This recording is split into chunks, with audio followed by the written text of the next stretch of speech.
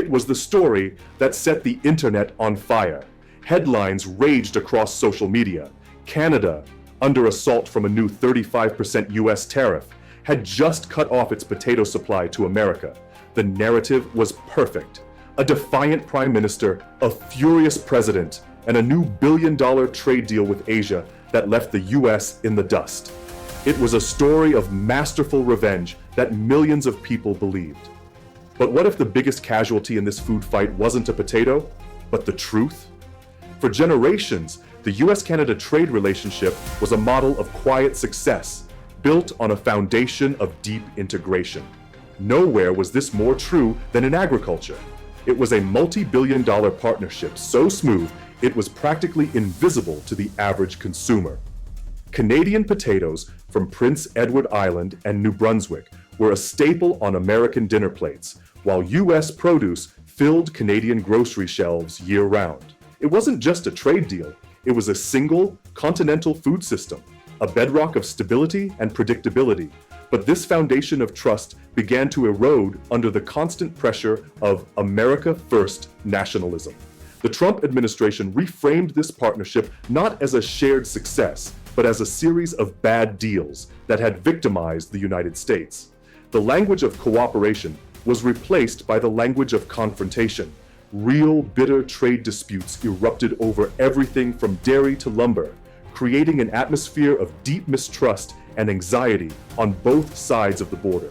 This constant conflict created the perfect fertile ground for misinformation. With the relationship already so strained, people were primed to believe the worst, setting the stage for a story that was simply too good and too dramatic to be fact-checked. The spark that lit the fuse was a real policy decision. In early 2025, the Trump administration, citing the need to protect American farmers, announced its intention to slap a punitive 35% tariff on all potato imports from Canada. In the hyper-tense atmosphere of the ongoing trade disputes, this single announcement was all it took. Within hours, the internet did what it does best. It created a story far more compelling than the truth. The narrative spread like wildfire across YouTube, Facebook, and Threads. It was a simple, powerful, and deeply satisfying story of defiance. The headlines were furious and absolute. Canada cuts potato exports to US, they screamed. The numbers were specific and shocking. Over 140,000 tons of potatoes had vanished from US supply chains in a single quarter. This wasn't just a story about a trade dispute, it was a geopolitical thriller.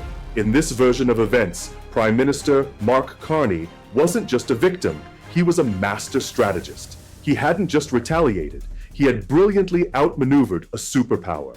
The story culminated in a stunning plot twist. Carney had secretly inked a blockbuster $1.6 billion deal to sell Canada's potatoes to a consortium of Asian nations. The message was intoxicating.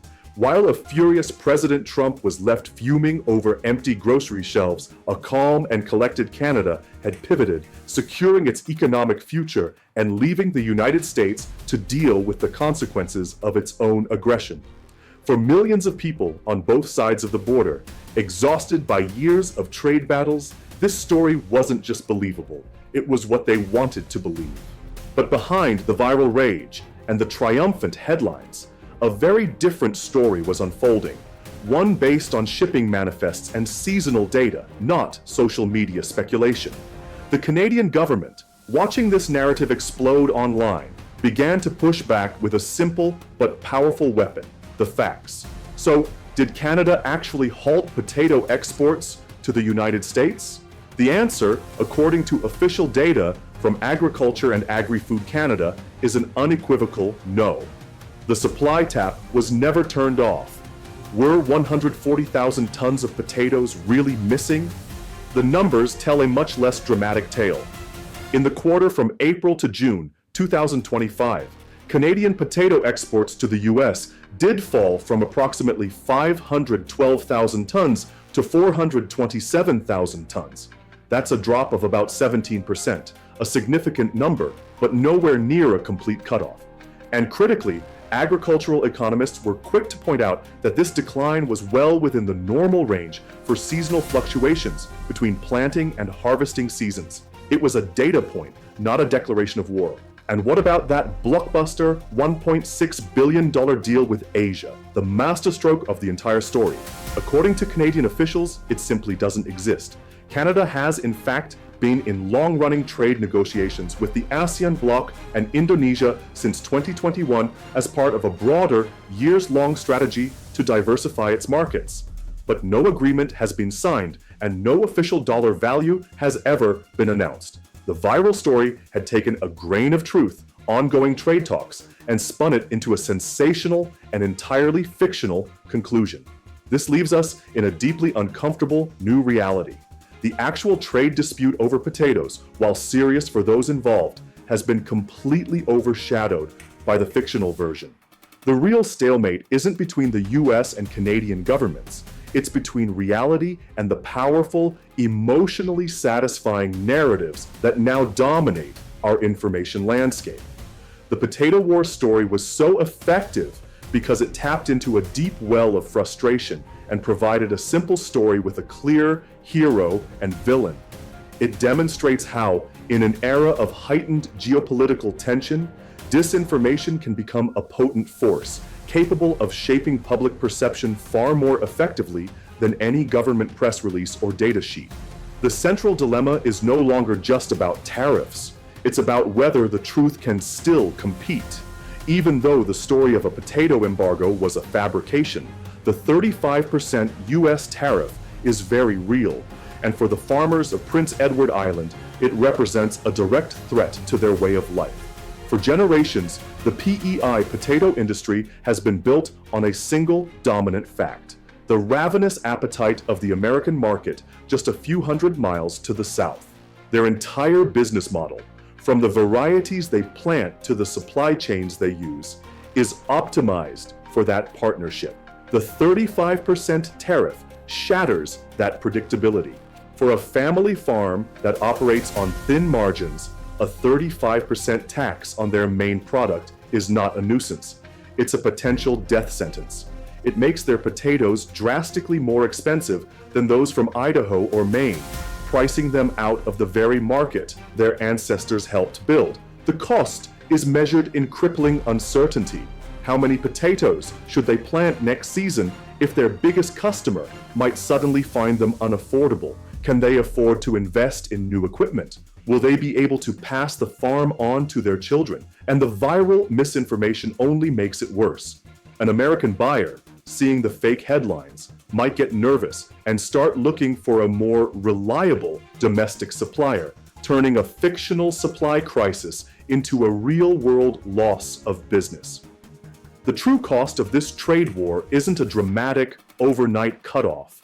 It's a slow, grinding erosion of the stability that has supported these communities for a century. This economic pain is a two-way street. On the American side, the 35% tariff is a direct hit on the US food processing industry and ultimately the American consumer. Major food companies who make everything from frozen French fries to potato chips rely on specific varieties of Canadian potatoes for their consistency and quality. They have built their entire supply chains around this cross-border flow. The 35% tariff is a sudden, massive new cost on their single most important ingredient. This leaves the American company with no good options. They can absorb the cost and watch their profits evaporate. Or more likely, they can pass that cost on down the line. This means that the price of a burger and fries at a drive-thru goes up. The cost of a bag of potato chips at the grocery store increases. It's a hidden tax on the American consumer. The policy designed to protect a few American farmers ends up punishing millions of American families. And here too, the viral story has a real-world impact. The false narrative of a supply cutoff can cause panic buying among industrial purchasers, creating temporary, localized shortages and price spikes. The disinformation acts as a threat accelerant, making a bad situation even more volatile. The blowback isn't just a matter of policy, it's a tangible hit to the wallet of ordinary Americans. A real tariff, amplified by a fictional crisis, has exposed the deep fractures in the North American partnership. The story of the Great Potato War was a lie, but it revealed a deeper truth. In an era of mistrust, our shared economic reality is now as fragile as our shared understanding of the facts. The real danger is no longer just about the cost of goods, but about the erosion of the trust that once made this the world's most successful partnership. In the race to define the future, will North America win together, or will both nations lose by trying to go it alone? Are you American or Canadian? Share your story and your perspective in the comments below.